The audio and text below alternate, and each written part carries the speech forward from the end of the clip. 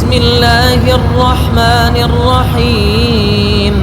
لا أقسم بهذا البلد وأنت حل بهذا البلد ووالد وما ولد لقد خلقنا الإنسان في كبد أيحسب أن لن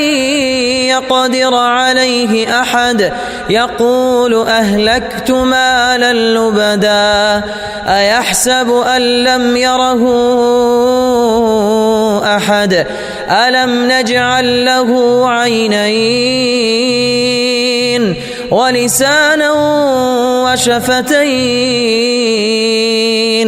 وهديناه النجدين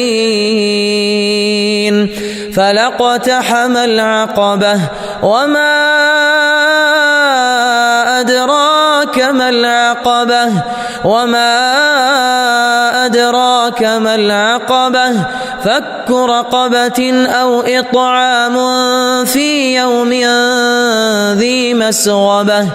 يتيما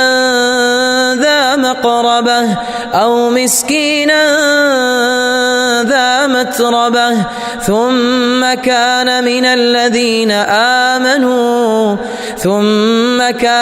الذين آمنوا وتواصوا بالصبر وتواصوا بالمرحمة أولئك